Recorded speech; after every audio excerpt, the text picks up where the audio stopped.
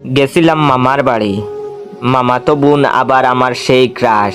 এবার দেখলাম মামাদের বাথরুমে যে যায় সেই দেখি জুড়ে জুড়ে গান করে। ফার্স্টে ঢুকলো আমার মামাতো ভাই, সে বাথরুমে ঢুকে এই গানটা গাওয়া শুরু করলো। এ জীবনে যারে চেয়েছি আ আজ আমি তারে পাইনি আ। এবার ঢুকলো মামি, মামি ঢুকে এই গানটা শুরু করলো। দিলবার দিলবার ও দিলবার দিলবার होश ना खबर है ये कैसा आचार है तुमसे मिलने के बाद दिल बार। এবার ঢুকলেন মামা, মামা ঢুকেই এই গানটা শুরু করলেন। নাচ মেরি রানী নাচ নাচ নাচ মেরে রানী। সবাই বাথরুমে গিয়ে কেন গান করে এটা আমার মাথায় ঢুকলো না।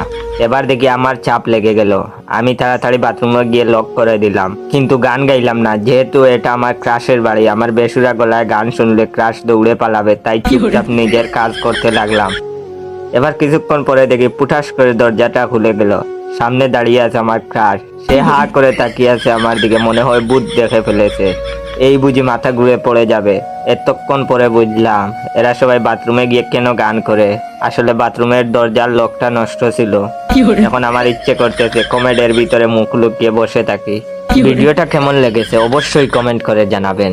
আর হ্যাঁ, আমার এই ভিডিওটা আপনার 10 জন বন্ধুকে শেয়ার করে তাদেরকেও একটু হাসানোর ব্যবস্থা করে দিন। ধন্যবাদ।